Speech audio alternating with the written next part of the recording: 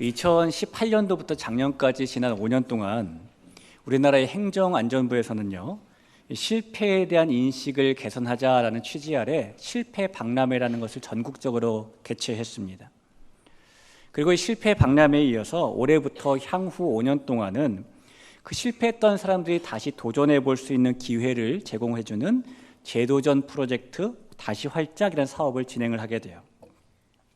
지난 5년 동안 이 실패 박람회에 참여했던 사람들 숫자를 한번 봤더니 2018년에 5만 명을 시작으로 해서 19년에 37만 명, 20년에 150만 명, 21년에 300만 명, 22년에 390만 명. 5년 동안 계속해서 숫자가 늘어나면서 총 882만 명이라는 사람들이 실패 박람회에 참여를 하게 되었습니다. 이 국가가 나서서 실패라는 주제로 박람회를 개최를 하고 또 그 박람회에 우리나라 전체 국민의 17%에 해당하는 800만 명이 넘는 사람들이 참석했다라는 것은 정말 우리가 생각하는 것보다 많은 사람들이 수많은 실패를 거듭 경험하며 살고 있다는 반증이겠죠. 아마 이 자리에 있는 저와 여러분도 누구나 다 성공보다는 실패를 더 많이 경험하고 살 것입니다. 우리가 실패를 하지 않으려고 부단히 애를 쓰고 노력을 한다고 해도 실패는 보란듯이 그런 우리를 찾아오고 또 찾아오지. 여러분, 사람이 실패를 하게 되면 가장 먼저 무슨 생각이 들까요? 아마도 큰일 났다, 어떡하지, 이런 생각 아닐까요? 이 현대경제연구원에서 2015년에 발표한 자료를 보면은 우리나라 국민들 가운데 70.9%는 한 번 실패하면 재기하기 힘들다라고 생각한다고 합니다. 그러니까 대부분의 사람들이 실패하면 끝이야 라는 두려움을 가지고 있는 것이죠. 그래서 누구나 다 실수할 수 있다, 실패할 수 있다는 것을 알지만 정작 그 실패가 나에게 다가오는 것은 달갑지 않게 느껴지는 겁니다. 실제로 사람들은 실패를 했을 때 많은 부정적인 감정에 휩싸이게 돼요. 가장 먼저 걱정과 불안과 공포에 휩싸이게 되고요, 분노와 실망과 좌절, 죄책감과 무력감, 중압감과 외로움에 빠지게 됩니다. 뿐만 아니라 때로는 사는 것이 의미 없게 느껴지기도 하고 때로는 정신이 반쯤 나가서 방 안에만 틀어박혀 있는 경우도 있게 되죠. 이 사람들은 그렇게 실패를 했을 때에 그렇게 다 큰일 났다라는 생각과 함께 두려움의 감정에 빠지는 겁니다. 그러면 여러분, 우리가 믿는 하나님께서는 그런 우리의 실패를 어떻게 바라보고 계실까요? 하나님께서도 우리가 인생을 살아가면서 믿음의 길을 걸어가면서 실패할 때에 아이고 어떡하냐 라는 걱정과 근심으로 그 실패를 바라보실까요? 아니면 지난번에도 실패하더니 이번에 또 실패했네? 라는 한심함으로 우리를 바라보실까요? 아니면 이번엔 내가 홍군형을 내줘야지, 이런 진노와 분노의 마음으로 우리의 실패를 바라보실까요? 오늘 우리가 여호수아서 말씀을 통해서 약속의 땅 시리즈 10번째 말씀을 나누게 되는데, 오늘은 여호수아와 이스라엘 백성들의 실패를 바라보셨던 하나님의 마음에 대해 좀 나눠보려고 합니다. 이 시간에 이 말씀을 통해서 하나님께서 저와 여러분의 인생의 실패를, 믿음의 실패를 어떻게 바라보고 계시는지, 또 그 실패 속에서 어떻게 역사하시는지를 말씀을 통해 만날 수 있는 시간이 되시길 예수님의 이름으로 축복합니다. 이 구약 성경의 여호수아라는 책은 구원받아 하나님의 성도로 살아가는 우리가 어떻게 주어진 약속의 땅을 살아가야 되는지를 알려주는 영적 싸움의 지침서가 되기도 합니다. 또한 이 여호수아서라는 책은 이스라엘 백성들이 가나안 땅을 정복했던 과정들을 우리에게 보여주면서 믿음의 길을 걷고 있는 우리에게 큰 힘과 소망을 주는 책입니다. 우리가 신앙의 길을 걸으면서 비록 많은 우여곡절을 겪더라도, 비록 악한 세력과 믿음의 싸움을 하더라도 궁극적으로는 승리한다라는 것을 보여주는 책이 여호수아이기 때문이에요. 그 중에서 우리가 오늘 읽은 여호수아 9장의 말씀은 이 여호수아와 이스라엘 백성들이 이 가나안 땅에서 겪었던 두 번째 실패의 이야기를 담고 있는 말씀입니다. 우리가 지난주에 나눈 말씀처럼 그들의 첫 번째 실패는 아이성을 공격할 때 일어났었죠. 아간이 가지고 있는 욕심 때문에 벌어진 죄, 그것과 함께 여리고성에서의 과거 경험을 의지했던 그런 마음, 또 가득한 자만심을 가지고 아이성을 공격했다가 그들이 쓰디쓴 패배를 경험하는 실패를 했었습니다. 그리고 이후에 하나님의 은혜로 그들은 다시 아이성을 공격해서 그 땅을 정복할 수 있었는데요. 비록 이스라엘 백성들이 한 번의 실패는 있었지만은 여리고성에 이어서 아이성까지 무너지고 나자 그 이스라엘 사람들의 행보에 귀추를 주목하고 있던 가나안 사람들은 서로 연합을 도모하면서 이스라엘을 대적하게 되었습니다. 그것이 오늘 여호수아 9장 1절과 2절에 있는데요. 이 일 후에 요단 서쪽 산지와 평지와 레바논 앞 대해 연안에 있는 햇사람과 아모리 사람과 가나안 사람과 브리스 사람과 휘윗 사람과 여부스 사람의 모든 왕들이 이 일을 듣고 모여서 일심으로 여호수아와 이스라엘에 맞서서 싸우려 하더라라고 말하죠.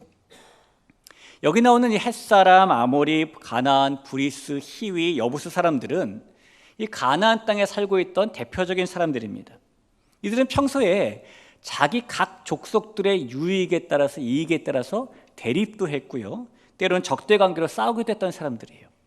그런데 그랬던 사람들이 이스라엘 사람들에 대한 소문이 점점 심상찮게 들려오게 되자 그들이 모든 이해관계를 다 뒤로 하고 이스라엘을 공동의 적으로 삼고 손을 잡게 된 것입니다. 적의 적은 나의 친구, 지금 그런 공식이 지금 성립하고 있는 것이죠. 아마 이런 가나안 사람들의 연합은 그들의 입장에서 보면은 당연해 보였을 겁니다.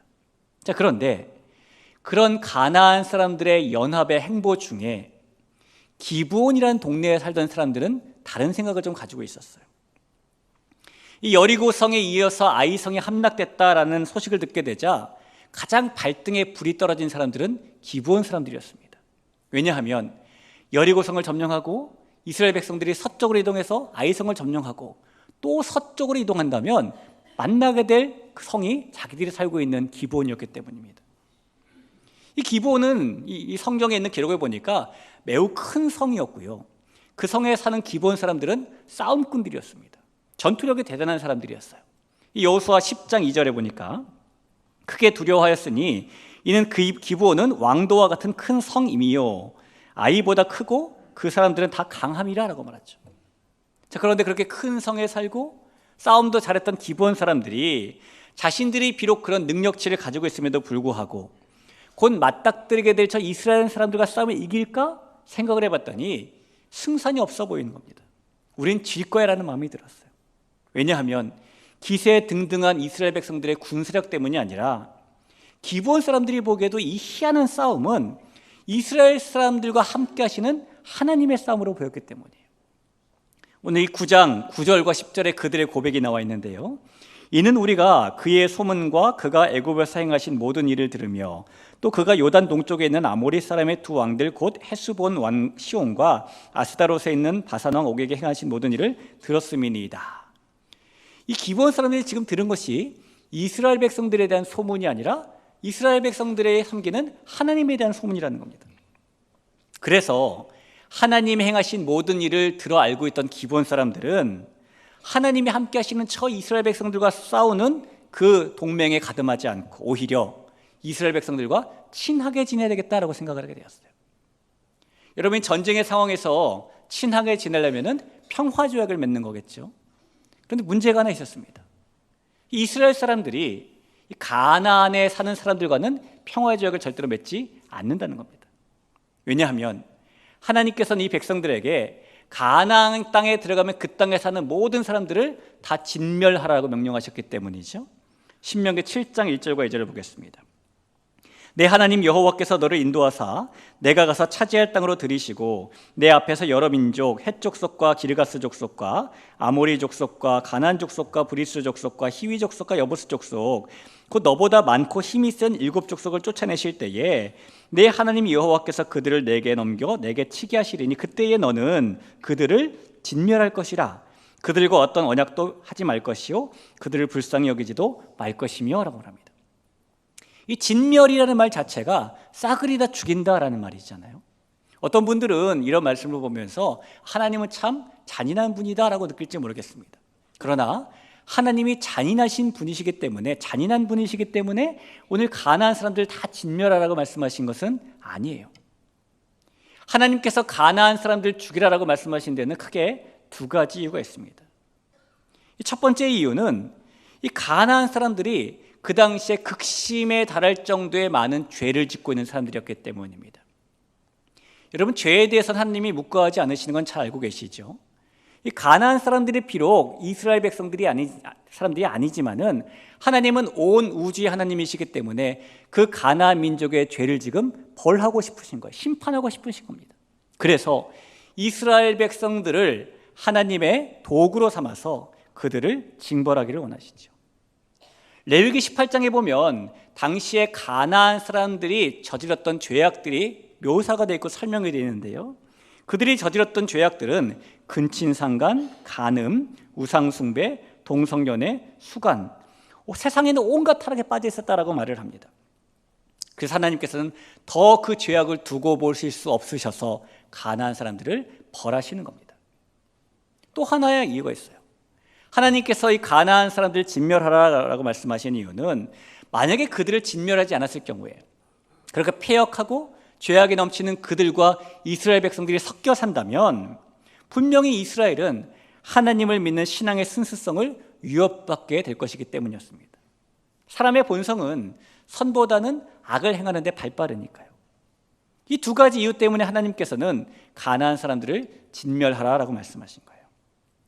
자, 그런데요, 이런 진멸에 대한 명령은 가나안에 살고 있는 그 족속에게만 국한된 명령이었습니다. 이 가나안이 아니라 다른 지역에 살고 있는 사람들도 있었을 거 아니에요. 이 갈릴리에서 저 북쪽이라든가 저 남쪽이라든가 다른 지역에 살고 있던 사람들에 대해서는 어떻게 하라라고 말씀하셨냐면, 이 신명기 20장 15절에 보니까 내가 내게서 멀리 떠난 성읍들 곧 이 민족들 가나안 민족들에게 속하지 아니한 성읍들에게는 이같이 행하려니와 라고 말하면서 그 내용을 말씀해 주시는데, 이 신명기 20장 10절 11절에 보니까 내가 어떤 성읍으로 나가서 치료할 때에는 그 성읍에 먼저 화평을 선언하라. 그 성읍이 만일 화평하기로 회답하고 너를 향하여 성문을 열거든 그 모든 주민들에게 내게 조공을 바치고 너를 섬기게 할 것이요 라고 말합니다. 그러니까 가나안 땅이 아닌 다른 땅에 사는 사람들에게는 그들을 평화롭게 받아들일 수 있으면 받아들여서 섞여 살아도 된다라고 말씀하신 것이죠. 여러분, 우리가 이런 말씀이 성경에 있었나라고 모를 수도 있는데, 이 기브온 사람들은 우리보다 나았어요. 그런 말씀을 알았습니다. 그래서 기브온 사람들이 이스라엘 하나님은 그런 말씀하시는 하나님이래, 이스라엘은 그런 민족이래, 너무너무 잘 알고 있는 기브온 사람들이 이 점을 이용해서 여호수아와 이스라엘 백성들을 속이기로 작정합니다.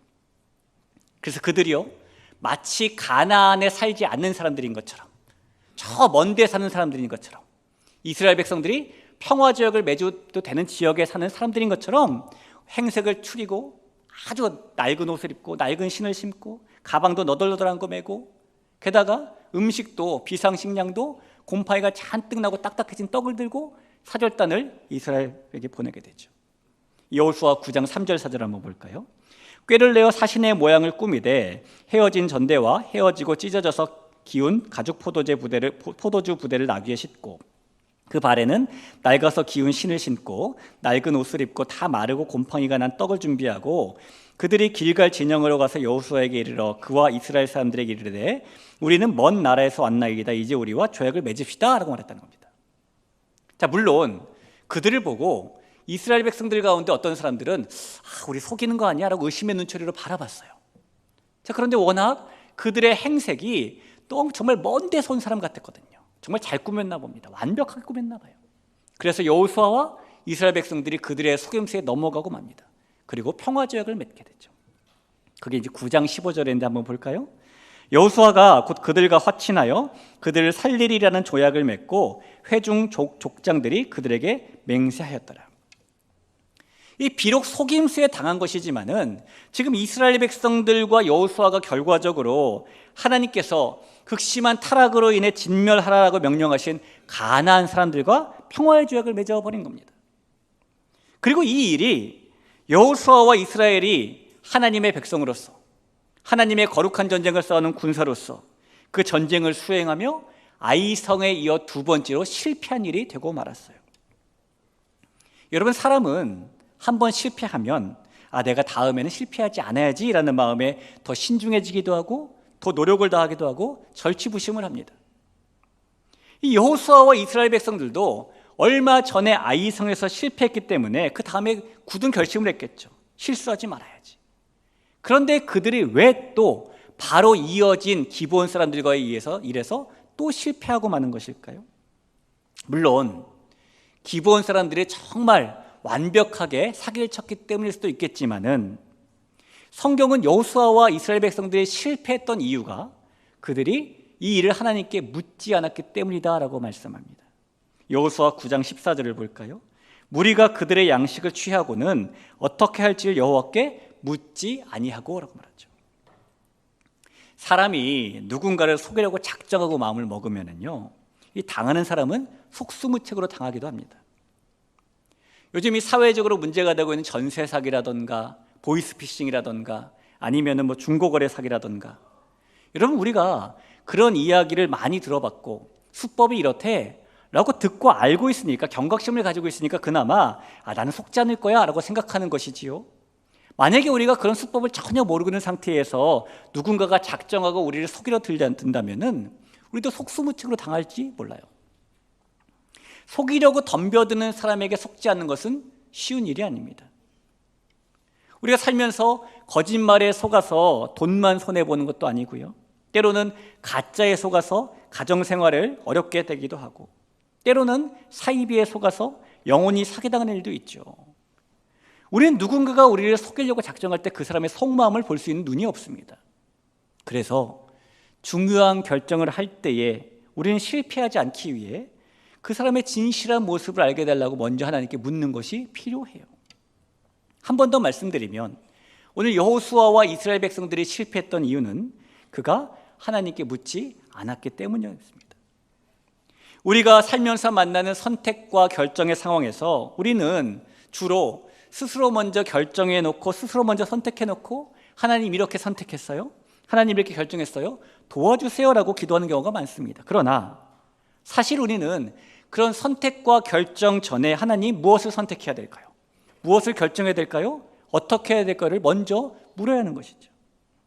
왜냐하면 우리가 이 세상의 가치와 세상의 기준으로 먼저 선택하고 스스로 결정해 버린다면 실패할 확률이 높아지기 때문입니다. 우리가 기도하고 나서도 막연한 불안감을 느낄 때가 있다고 하더라도, 기도하면서 선택한 것 같은데 혹시나 잘못된 것은 아닐까라는 의심이 든다고 할지라도, 그래도 우리는 하나님께 먼저 묻고 또 물어봐야 합니다. 우리가 하나님께 물어본다는 것은 겸손의 태도이면서 동시에 그렇게 하는 것이 하나님께 모든 인생의 주권을 드리겠다는 고백이기 때문입니다. 여러분, 특별히 우리가 믿음의 길을 걸을 때도 마찬가지죠. 우리가 믿음의 길을 걸으며 사탄에게 속아서 영적인 싸움에서 실패하지 않고 승리하기 위해서 필요한 일도 먼저 하나님께 묻는 일입니다. 사랑하는 성도 여러분, 하나님께 묻는다는 것은, 우리가 기도라고 표현하는, 기도한다는 것은 우리에게 한계가 있음을 인정하고 고백하는 그런 일이에요. 이 자리에는 저와 여러분이 하나님께 묻지 않아서 실패했던 여호수아를, 그 일을 거울 삼아서 어떤 일이든지 어떻게 할지 여호와께 묻지 않아 여호수아처럼 실패하는 삶이 아니라 어떤 일이든지 어떻게 할지 여호와께 묻고 살아가는 삶의 주인공이 될 수 있기를 주님의 이름으로 간절히 부탁을 드립니다. 자, 이스라엘 백성들과 여호수아가 실패했던 원인은 하나님께 묻지 않았기 때문이었어요. 자, 이제 실패를 했습니다. 자, 그러면 아이성에 이어서 또 다른 실패를 했던 이스라엘 백성들, 그들은 자신들의 실패를 어떻게 바라봤을까요? 이 변쟁한 기브온 사람들에게 속았다라는 것을 여호수아와 이스라엘 백성들은 사흘이나 살았습니다. 그러나 알게 되었다고 한들 이미 평화의 조약을 맺었기 때문에 그 사람들을 진멸할 수는 없었어요. 그러자 거듭된 실패, 연이은 실패 앞에서 이스라엘 백성들은 여호수아와 그들의 족장들, 즉 지도자들을 원망하기 시작합니다. 이 9장 18절을 보죠. 그러나 회중 족장들이 이스라엘의 하나님 여호와로 그들에게 맹세했기 때문에 이스라엘 자손이 그들을 치지 못한지라. 그러므로 회중이 다 족장들을 원망하니라고 말하죠. 불과 얼마 전에 아이성에서 한 번의 첫 번째 실패를 경험했을 때에, 그때 누군가의 남편이자 누군가의 아들이자 누군가의 아버지였던 사람들이 36명이나 전설을 했습니다. 그 때문에 백성들의 마음이 녹아서 물같이 되었죠. 그런데 그런 일을 겪자마자 또 다른 실패를 겪게 되니 이스라엘 백성들 마음에 이번에 또 무슨 어려움이 생길까 두려움과 걱정이 쌓이지 않았을까요? 그래서 지도자를 향한 원망을 쏟아내기 시작합니다. 그들은 자신들의 실패를 지금 두려움으로 바라보고 있는 것이죠. 하나님은 어떠셨을까요? 이스라엘 백성들의 두 번째 실패를 바라보신 하나님은 그들의 실패를 어떻게 대하셨을까요? 오늘 본문 말씀에 보니까 하나님께서는 여호수아를 통해서 이 속임수를 쓴 기브온 사람들을 징벌하는 대신에 그들을 공동체로 받아들이고 나무를 패며 물을 깃는 자로 삼게 하셨습니다. 오늘 우리가 읽은 본문의 마지막 27절이죠. 그날의 여호수아가 그들을 여호와께서 택하신 곳에서 회중을 위하며 여호와의 제단을 위하여 나무를 패며 물을 깃는 자들로 삼았더니 오늘까지 이르니라. 그들이 가난한 사람들이 분명하지만 하나님께서 그들을 똑같은 언약의 공동체로 그냥 품어주신 겁니다. 이 이스라엘 백성들의 조상인 아브라함 때를 보면은 하나님께서는 아브라함과 언약을 맺으면서 그의 집에 있는 모든 남자들이 언약의 증표로 할례를 받으라라고 말씀하셨어요. 근데 말씀인 창세기 17장 12절에 보니까 너희의 대대로 모든 남자는 집에서 난 자나 또는 너희 자손이 아니라 이방 사람에게서 돈으로 산 자를 막론하고 난 지 8일 만에 할례를 받을 것이라 라고 말씀하죠.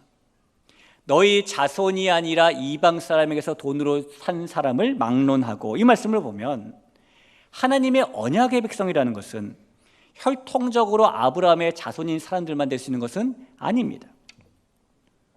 비록 이방 사람이라 할지라도 그가 하나님의 언약의 공동체 안에 들어와서 언약 백성답게 하나님을 섬기며 살 수 있었다는 것이죠. 하나님은 지금 이 기브온 사람들도 이방 사람들이고 가나안 사람들이지만 그들을 공동체 안에 품으시고 나무를 패며 물을 깃는 자로 삼으셨다는 거예요. 하나님께서 그들에게 왜 이렇게 선대를 베푸시는 걸까요? 똑같은 가나안 족속들에게는 진멸하라라고, 다 죽이라라고 말씀하셨으면서 이 기브온 사람들은 지금 왜 품어주시는 것이죠? 따지고 보면 그들도 똑같이 죄악이 극심하게 차고 넘쳐 심판받아야 될 가난한 사람들이고요. 게다가 그들은 하나님의 백성들에게 사기까지 친 사람들입니다. 그들에게 더 큰 벌을 내려도 모자랄 판에 하나님께서는 왜 기브온 사람들을 성전에서 하나님의 일을 돕는 자로 삼아주신 것이죠?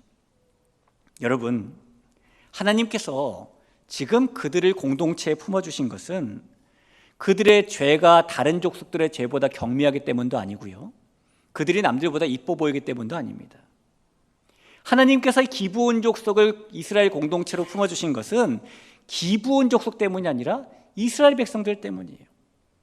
지금 이스라엘 백성들은, 하나님께서 사랑하시는 그 여호수아와 그 백성들은 거듭된 실패 앞에서 불안과 공포와 실망을 넘어선 분노와 좌절과 실패했다는 죄책감과 무력감에 빠져 있습니다. 그들의 그 실패감을 하나님은 선으로 바꿔주시기 위해서 기브온 사람들을 품게 하신 겁니다. 제가 조금 더 설명을 해볼까요? 이 성경에 나오는 역사 속에서 기브온 사람들의 등장하는 부분들을 좀 찾아보게 되면 하나님께서 얼마나 완벽하게 이스라엘 백성들의 실패를 선으로 바꾸셔서 그들이 이스라엘 공동체가 되게 하셨는지를 엿볼 수 있게 되는데요. 먼저 사무엘하 21장에 보면은 과거 사울 왕이 기브온 사람들을 죽였던 사건 때문에 하나님께서는 다윗 시대의 이스라엘에 3년 동안의 기근을 내리셨습니다. 기브온 사람들을 죽인 일 때문에 3년의 기근을 내리셨다면 하나님이 지금 기브온 족속들을 이스라엘 백성들처럼 똑같이 대우하고 계시는 것처럼 보이죠. 또한 이스라엘 백성들이 나라가 멸망하고 바벨론으로 포로로 잡혀갈 때에 이 기브온 사람들도 같이 잡혀갔어요. 뿐만 아니라 그들이 다시 70년의 포로 생활을 끝내고 이 예루살렘으로 돌아올 때에 그 기브온 사람들도 같이 돌아오게 되었습니다. 그때 포로에서 귀환한 사람들의 명부를 기록하고 있는 느헤미야 7장에 보니까요, 7장 25절에 그때 돌아온 기브온 사람들이 95명이다라고 분명히 말하고 있어요. 게다가 돌아온 기브온 사람들은 다른 이스라엘 백성들과 함께 무너진 예루살렘 성벽에 중수를 하는, 성벽을 세우는 일에 동참했습니다. 누가 무슨 일을 했는지를 기록하고 있는 게 느헤미야 3장인데요. 3장 7절에 보니까 그 다음은 기브온 사람 물라데와 메로노 사람 야돈이 강서쪽 총독의 관할에 속한 기브온 사람들 및 미스바 사람들과 더불어 중수하였고라고 말합니다. 지금 1년의 이 역사 속의 이야기들을 보면 기브온 사람들은 이스라엘 공동체 안에 있지만 이방인처럼 여겨지지 않고 동일한 하나님의 언약 공동체 안에 있는 것처럼 보입니다. 분명히 기브온 사람들과 이 약속 평화조약을 맺은 것, 그들을 진멸하지 못한 것은 여호수아와 이스라엘 백성들의 실패고 실수예요. 하지만 그럼에도 불구하고 하나님께서는 그 백성들의 실패를 지금 선으로, 은혜로 돌려놓고 계시는 겁니다. 소위 말하면 하나님께서 백성들의 실패와 실수를 커버해주고 계시는 거죠. 가나안 족속들인 이 기브온 족속들은 진멸당해야 될 대상들이었지만 하나님의 성전에서 섬기는 자가 되게 하시고 예루살렘 성벽을 중수한 자가 되게 하시고 자격으로 따지면 미달인 그들이 하나님의 은혜의 자리로 인dom을 받게 하시는 겁니다. 여러분, 선한 것들을 가지고 선한 결과를 내지 못하며 사는 것이 우리입니다. 하지만 우리가 믿는 하나님은 다르셔요. 하나님께서는 우리의 실패를 가지고도 선으로 만드실 수 있는 분임을 믿으시기 바랍니다. 우리가 실패한지언정 우리의 실패를 커버하셔서 선으로 돌려놓는 분이 바로 하나님이신 겁니다. 이 세상에는 이 실패가 선이 되었던 사례들이 많이 있어요. 몇 가지 예를 좀 들어볼까요?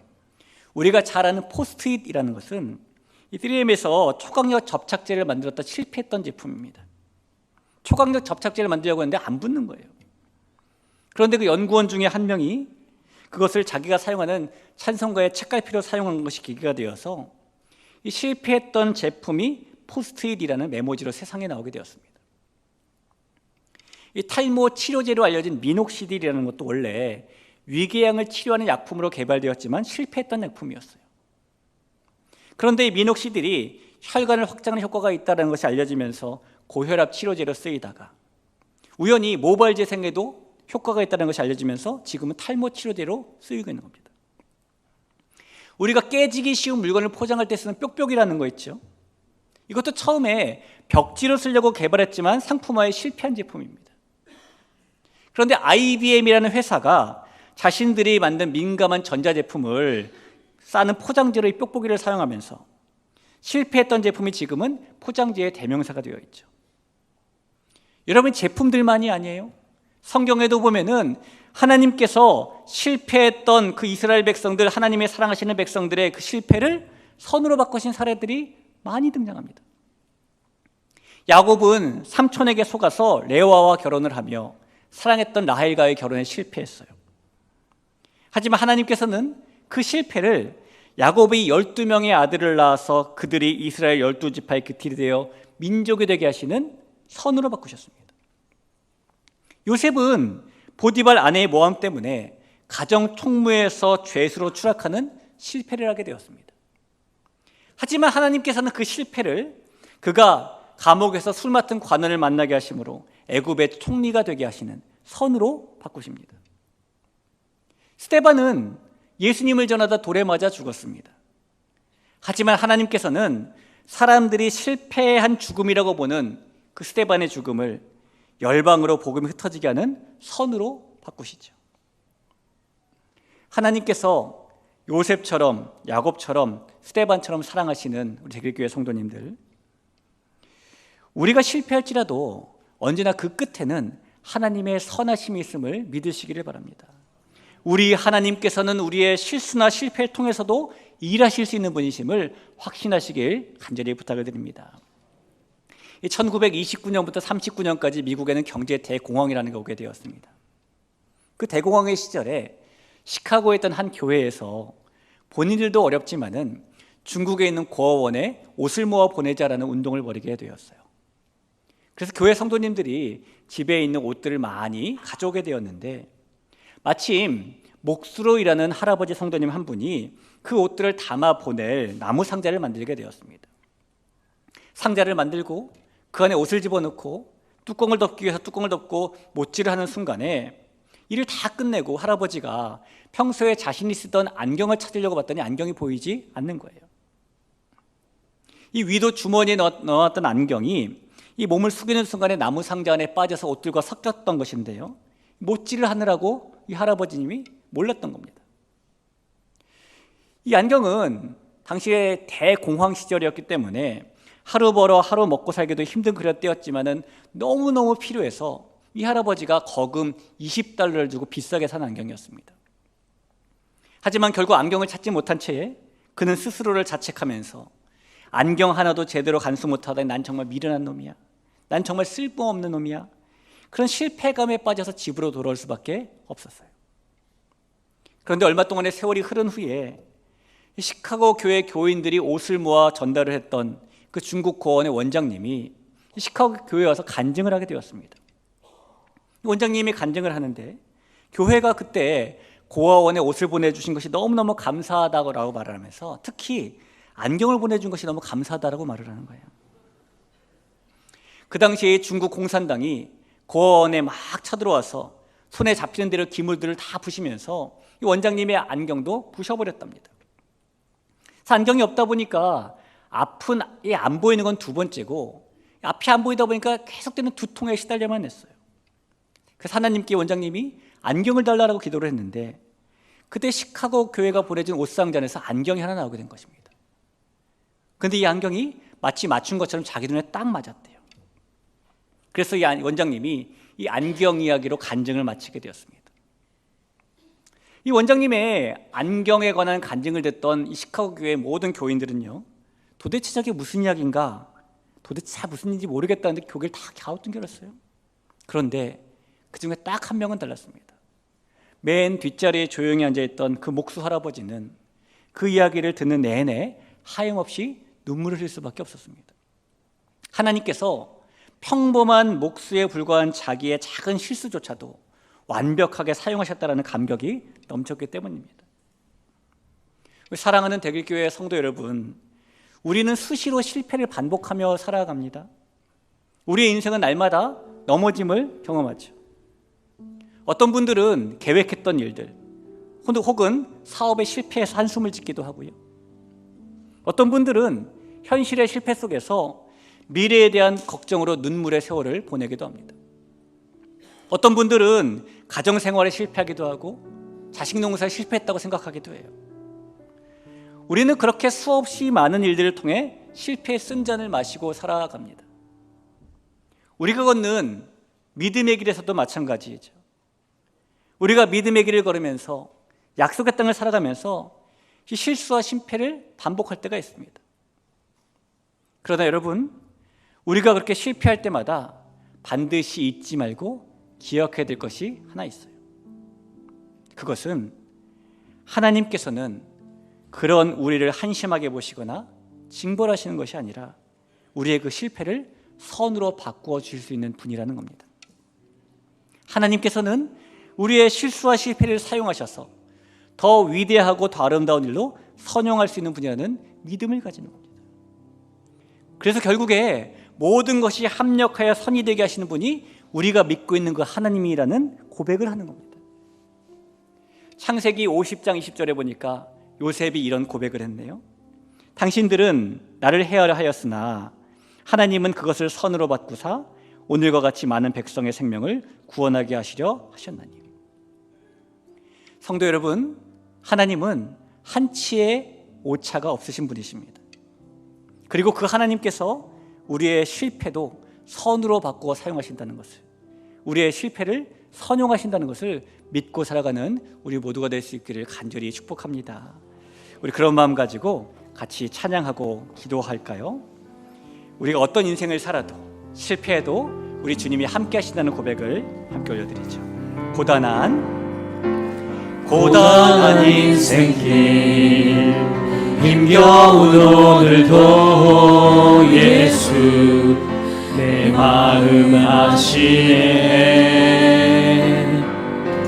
지나간 아픔도 마주할 세상도 예수.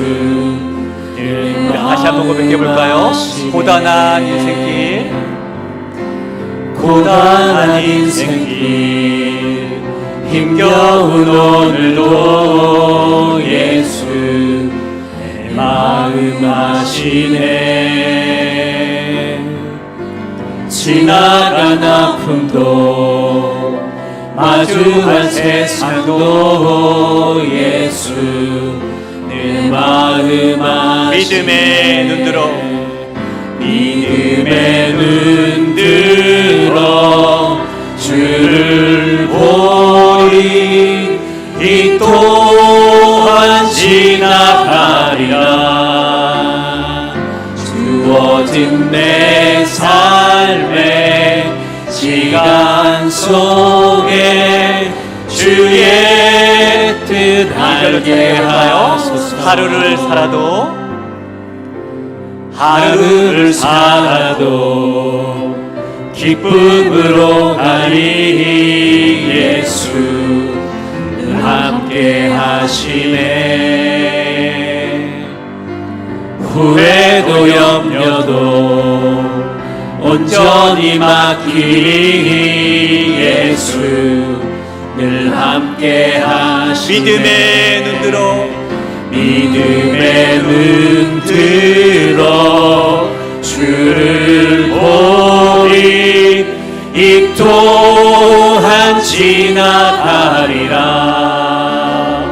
주어진 내 삶의 시간 속에 주의 뜻 알게 하소서. 믿음의 눈 들어 믿음의 눈 들어 주를 보리.